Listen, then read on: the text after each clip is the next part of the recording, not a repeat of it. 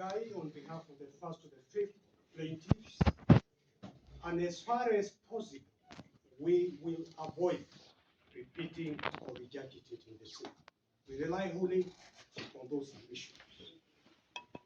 But submission number one, my Lord, the sixth plaintiff submits that it is important in an application for interlocutory injunction to bear in mind and distinguish between the principles applicable to an interlocutory injunction, the issues that ought to be addressed and adjudicated upon by the court on the one hand, and issues that are more appropriate to be dealt into during the hearing. My Lord, in our submission, the court should decline being dragged into delving into issues that are better addressed during the hearing of the case. Particularly in a matter like this one, where there are contradictory things in the opposing affidavits. In an interlocutory application during this stage, the court will not have the benefit of cross-examination of the deponents of the affidavits in order to decide which deponent is more credible, who is not more credible. And my Lord, the principles applicable are set out from in our written submissions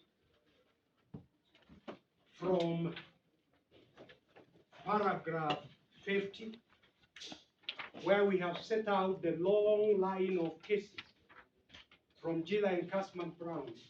And I know that this being the commercial division, this court is aware of all these divisions, and I'm sure when the court retires, it will have the opportunity to go through our submissions. Principally, to summarize, for the sake of the record, has the plaintiff demonstrated cogent, weighty issues which are not frivolous and therefore qualify to go forward for full arguments, evidence during the trial. In other words, that there are issues raised by the plaintiff or plaintiffs which are not frivolous, they are simple. But not the simple answer to that is yes. The plaintiffs here, my colleague Kevin Mungai has done that very well, are there. For example, the justification or lack of justification of the receiver administrator in handing over the subject matter of this suit to the lowest bidder at 5.8 million. I know my friend has been talking about 6 million. It's actually 5.8. 200 million, I know, is a little money in Kenya. 5.8 billion as opposed to 36 billion. That is an issue where the receiver administrator will be put to task during the hearing, and for the reasons enumerated by Kibemugai, there is a duty to the shareholders, there is a duty to the many farmers who had delivered cane and who have not been paid for a very long time. There is a duty to the shareholders, including ordinary Kenyans, because Treasury doesn't have its own money, my God. It is money belonging to Ajiko and Atieno. And the Treasury is a shareholder. So those shareholders are owed a duty. Why do you give it to the lowest bidder instead of the highest bidder? Or at any rate, why not to the second or third or fourth highest bidder?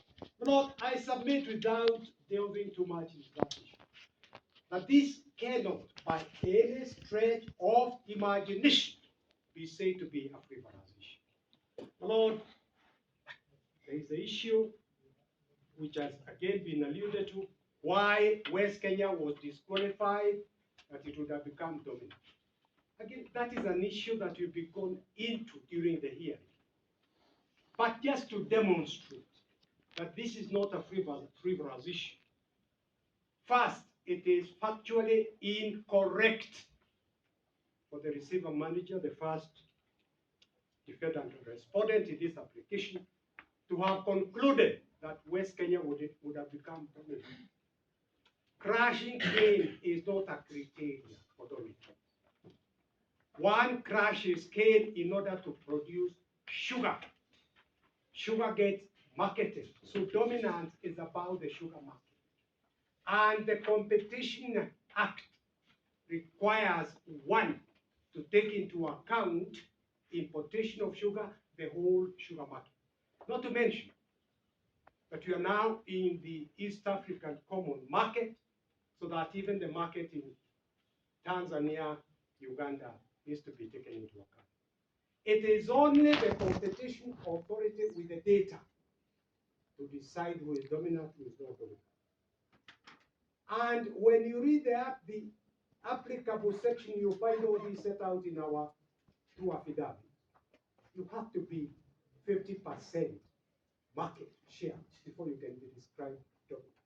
We were not anywhere near there. When you read our two affidavits, you will see that even with Mumias, we would have controlled in terms of the market 21% of the market, not anywhere near 50%, not even the 41% that the receiver manager. But my Lord, I am saying that these are not issues where it is fair to ask this honorable court to get into and make final findings on. It is purely to demonstrate that this is a serious issue. The third one, of course, is about the illegality, and I will not get into that. You have the affidavit by the Treasury, by the Competition Authority. But this court cannot be called upon to aid in an illegality. So that issue of illegality, again, is an issue to be argued fully and a decision made at the hearing. At this stage of interlocutory application, the court just needs to satisfy itself that this is not a frivolous issue, that it arises and it should go down to court. My Lord, is there irreparable harm? The answer is yes. Because the substratum of the case will disappear. The company will disappear. And my Lord, if it disappears, the many creditors, unsecured creditors, will never get paid. The shareholders, you lose their investment. My Lord, here, we are talking about a company. When you look at paragraph 5 of our affidavit of 9 of February, you will see from paragraph 5, Mumias Sugar. It consists of the assets include the sugar factory. It includes of 3,200 hectares, which is approximately 8,000 acres of land, on which there is a sugar factory, there is a mineral water plant, there is a residential estate, there is a guest house, and there is a clubhouse, there is a golf course, there are other movers. It's a very valuable in terms of asset base, it's a very valuable. West Kenya had offered 36 billion, and my Lord, it was going to pay a monthly rental fee of 150 million Kenyan West Kenya was going to deposit up front 900 million Kenya shillings as security for the monthly payments. This is over and above the 150 million. West Kenya was going to give a bank guarantee security bond of 500 million. So all these speculation that you get from reading the affidavit of the receiver administrator, that he had some doubts whether we would be able to do this. How would we not be able to do it when we were going to pay upfront 900 million and then start paying 150 million? We would have cleared many of the debts within 18 months. Certainly, Kenya Commercial Bank, where again Wanjiku Paul is a major shareholder through the treasury within 18 months. So, my Lord, these are weighty issues that ought to go to trial. And my Lord, this suggestion that somehow the ruling of this honorable court saying comply with the competition laws, that somehow there was something not right. Well, this is the commercial division of the High Court. The High Court deals with these matters on daily basis. The High Court therefore knows the necessity of complying with the communications authority.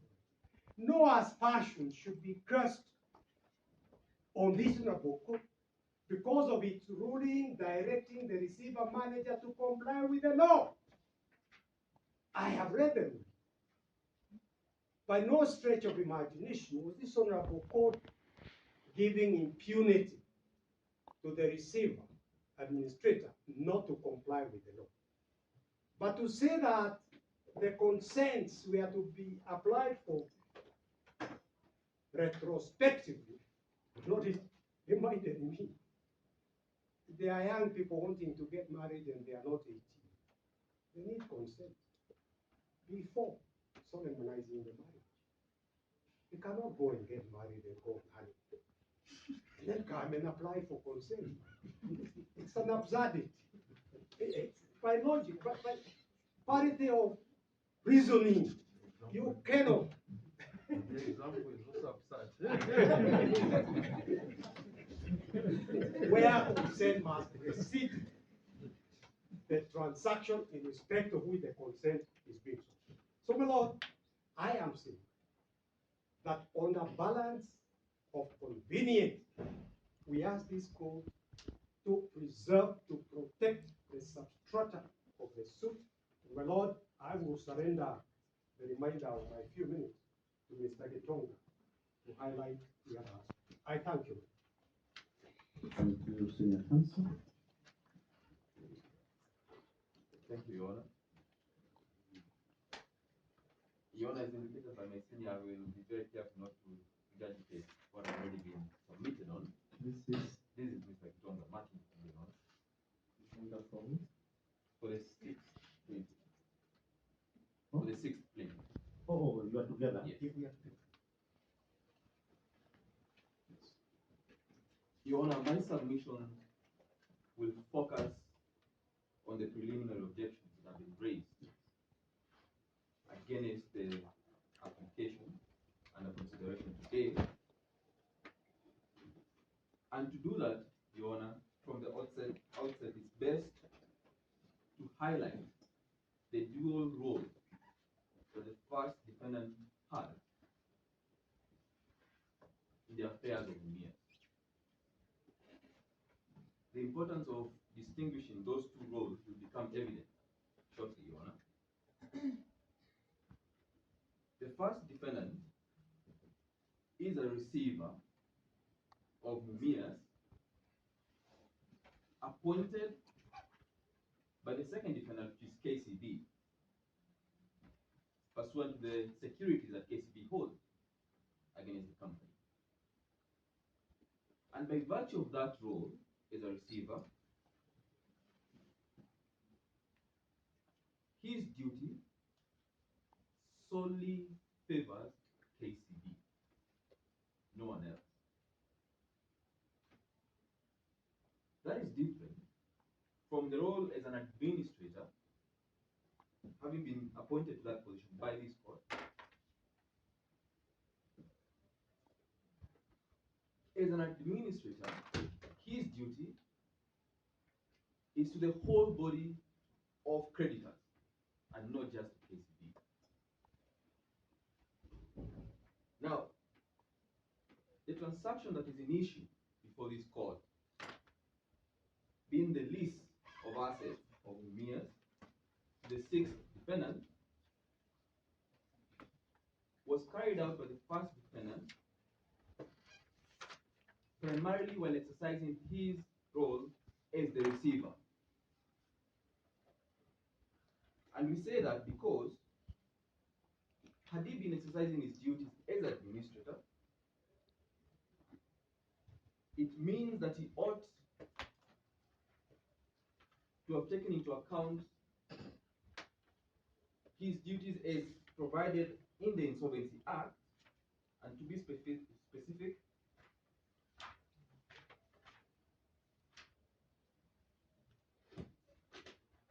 as provided under Part 8 of the Insolvency Act on administration of insolvent companies, and particularly Division 8, which is process of administration.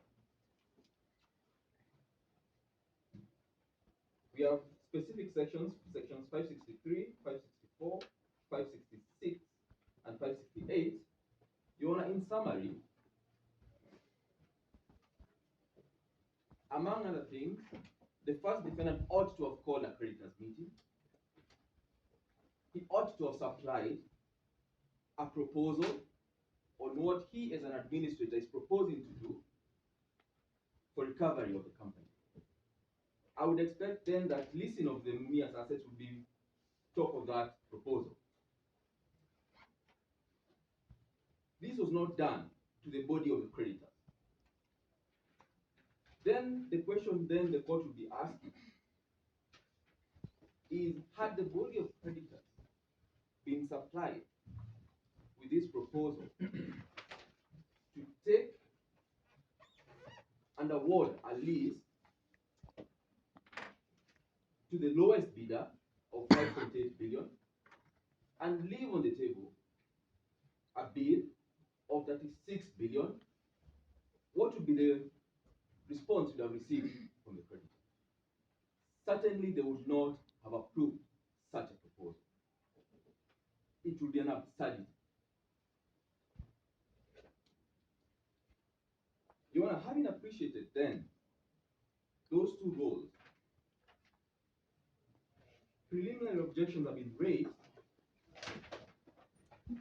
specifically by the first and second defendant, the eighth defendant, Kakamega County, and the sixth defendant, the recipient of the lease. Your Honor, as submitted by Mr. Kibe,